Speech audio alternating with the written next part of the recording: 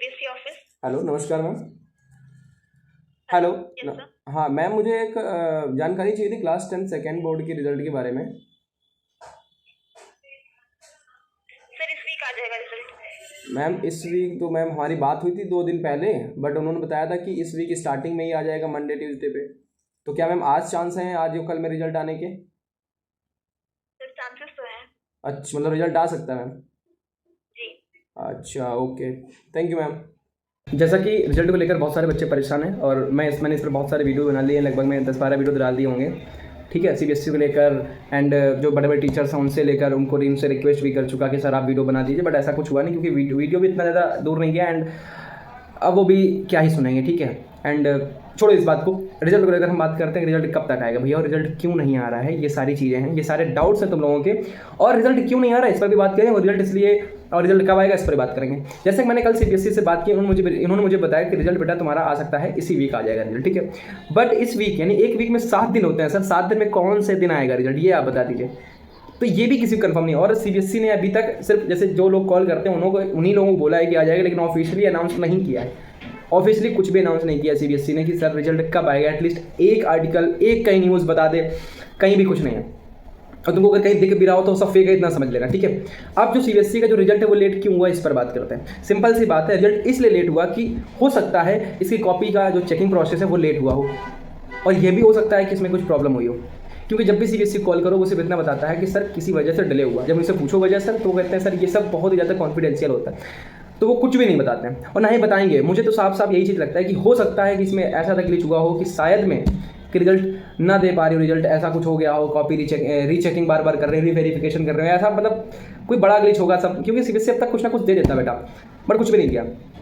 जैसे कि क्लास 12 वाले में भी यही प्रोसेस हुआ कि मतलब जो भी चीज़ें बिगड़ी, उनको सुप्रीम कोर्ट वगैरह में केस करना पड़ा। तो उसके बारे में बाद में बात करेंगे। एंड अब जैसे एडमिशन प्रोसेस को लेकर बात करते हैं, बहुत सारे बच्चे बोल रहे हैं एडमिशन को लेकर भैया जैसे बिहार बोर्ड का एडमिशन क्लोज हो गया है और मतलब जिन बच्चों ने अब मतलब एडमिशन के लिए वेट कर रहे हैं, तो सिंपल सी बात समझो, अपना एडमिशन का एक अपना प्रोसेस होता है जिसमें आपको मार्कशीट वगैरह, टीसी वगैरह देनी होती है, बट इसके विदाउट तुम्हारा एडमिशन नहीं हो सकता है। ठीक है, अगर तुम उसी स्कूल में पढ़ते हो तो होपफुली तुमको जाने दे सकते हैं, बट एडमिशन एक प्रोसेस नहीं करेंगे। और जो बच्चे सोच रहे हैं भैया एडमिशन हमारा हो भी नहीं सकता है, साल खराब हो गया, तो ऐसा कहीं कुछ भी नहीं है। ठीक है, ऐसा कहीं कुछ भी नहीं कि तुम्हारा साल खराब हो गया है। सिंपल सी बात समझो, एडमिशन का जो एक एडमिशन करने के बाद जो एक बोर्ड क्या बोलते हैं रजिस्ट्रेशन होता है, वो तुम्हारा बेटा अगस्त सितंबर के बीच में होता है जाकर। ठीक है, तो अब जब तुम्हारा बोर्ड का रजिस्ट्रेशन ही इतना लेट हो रहा है तो एडमिशन ले सकते हैं स्कूल वाले, बाकी अगर लेना चाहें तो ले सकते हैं। मेरा जब 9th में एडमिशन हुआ था तो मेरा एडमिशन बेटा अगस्त में हुआ जाके, बिल्कुल लास्ट में, क्योंकि मैं बाहर से आया तो फिर मेरा यहाँ पे मुझे कानपुर नगर में करवाना था, सरदार पटेल SPIC, तो उसमें मेरा जो एडमिशन लिया गया तो वो मेरा बहुत लास्ट में हुआ था एडमिशन, क्योंकि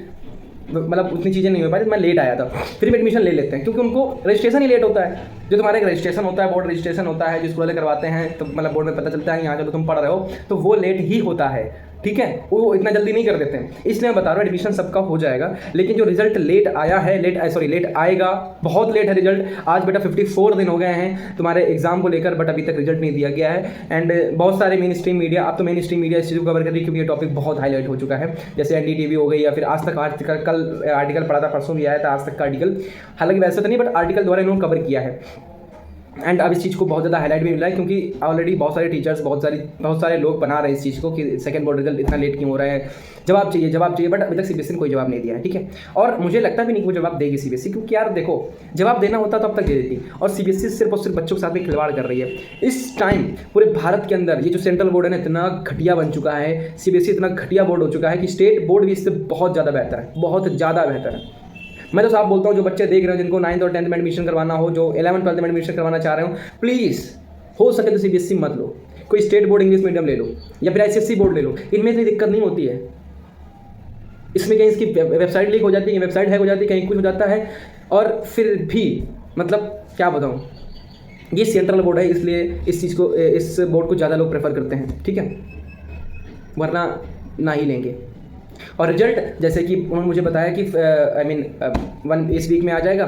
तो एंड इस वीक जो सीबीएसई का वर्किंग डे होता है ना, तो वो तुम्हारा मंडे टू फ्राइडे होता है, मतलब सिर्फ 5 दिन का वर्किंग डे होता है। ठीक है, तो मंडे निकल चुका है, आज ट्यूसडे, कल वेडनेसडे, थर्सडे एंड फ्राइडे, इन दिनों में रिजल्ट तुम्हारा आना होगा तो आ जाएगा। और मुझे ये भी नहीं लगता है कि रिजल्ट आएगा, सच बता रहा हूँ। मैंने उनसे बात की है और मैं सच में तुम लोगों से भी बोल देता हूँ मेरे बेटा रिजल्ट आएगा, बट मतलब अंदर से मुझे ऐसा लगता है कि शायद ही रिजल्ट वो इस वीक भी नहीं देंगे। कल मैंने उनसे ये बात बोली भी कि मैम आप अभी इस वीक बोल रही हो, आप नेक्स्ट बोल दोगे, नेक्स्ट वीक बोल दोगी, कहते नहीं सर ऐसा नहीं होगा, हम आपको 100% कन्फर्म कर रहे हैं कि इस वीक रिजल्ट आ जाएगा। तो भाई वेट करते करते तो नहीं रहा, बट मेरा इस टॉपिक पे कसम से बता रहा हूँ मेरा मन भी नहीं करता, क्योंकि इतनी बातें तुम लोग मतलब बच्चे बोल देते हैं कि व्यूज़ वगैरह, बट मेरा मन नहीं करता इस टॉपिक वीडियो बनाना। बट मुझे ऐसा लगता है कि शायद जो मुझसे एक बच्चा ही बोल रहा है तो मैं उसकी थोड़ी टेंशन कम कर पाऊँ, तो मैं इसलिए वीडियो डाल देता हूँ, इसलिए मैं वीडियो डाल देता हूँ। लेकिन मेरा मन बिल्कुल भी नहीं करता है मैं इस टॉपिक पर वीडियो बनाऊँ, जो भी चीज़ें हैं, ठीक है, मेरा बिल्कुल मन नहीं करता। बट देखते हैं, एंड आज भी हम देखेंगे इस चीज़ को सीबीएसई को कि रिजल्ट देता है कि नहीं देता है। बाकी अभी तक कोई भी ऑफिशियल अनाउंसमेंट नहीं आया रिजल्ट की तरफ, सीबीएसई की तरफ से रिजल्ट आ जाएगा या 4 दिन बाद आएगा या 5 दिन बाद आएगा, कुछ भी ऐसा नहीं हुआ है, ऑफिशियली भी कुछ भी नहीं हुआ है। बस जो भी तुम अगर कहीं भी न्यूज़ देख रहे हो ना कि रिजल्ट आउट होने वाला है इस फला डेट को, इतने बजे, इतने यहाँ पे वहाँ पे, ठीक है, तो ये सब फेक है, इतना समझो। जब सीबीएसई के ऑफिशियल पेज पे देखो तब भरोसा करना कि रिजल्ट तुम्हारा आएगा, ऐसे अपना दिमाग मत ख़राब करना, ठीक है, कोई भी बता रहा हूँ। और प्लीज़ मुझे तुम लोगों से एक रिक्वेस्ट है कि प्लीज़ स्ट्रेस मत लो। अगर तुम्हें कुछ हो जाएगा ना, जितने बच्चे देख रहे हो, सीबीएसई नहीं आएगा तुम्हारे पास कुछ पूछने, तुम्हारे पेरेंट्स परेशान होंगे, तुम्हारे घर वाले परेशान होंगे, मम्मी पापा भाई बहन जो भी होंगे वो परेशान होंगे। सीबीएसई कुछ नहीं होने वाला है। साल में हज़ारों बच्चे सुसाइड करते हैं, क्या किसी बोर्ड को या किसी भी संस्थान को, किसी टीचर को कोई फ़र्क पड़ता है? फिर वो टीचर को भी थोड़ा बहुत लगता भी होगा। सबसे ज़्यादा किसको फ़र्क पड़ता है? तुम्हारे अपने घर को, तुम्हारी फैमिली को, तुम्हारे मम्मी पापा को, इनको फ़र्क पड़ता है। इसलिए मैं बता रहा हूँ कि प्लीज़ अपनी मेंटल हेल्थ को बहुत अच्छे से काम रखो, स्ट्रेस मत लो, ठीक है। आई नो स्ट्रेस वाली चीज़ें, बट मत लो स्ट्रेस, इतना समझो, ठीक है। क्योंकि कुछ भी अगर तुम्हें हो जाएगा ना तो ये बोर्ड माफ़ी मांगने नहीं आएगा। देख रहे होगे जंतर मंतर पे वो एक महान इंसान सोनम वांगचुक, तुम्हें पता होगा 3 इडियट्स जिसके ऊपर मूवी बनी है, आवाज़ देख लो, वो मतलब हंगर स्ट्राइक पे बैठे हैं और कुछ भी नहीं है, सरकार उस पर जवाब नहीं दे रही है, जवाब भी सरकार नहीं दे रही, सरकार मतलब कुछ भी सरकार नहीं कर रही है कि एक वर्ड बोले या कुछ भी ऐसा बोले। और आज वो इस स्टेज पर हैं कि बहुत ऐसा लगता है जैसे वो चले जाएंगे।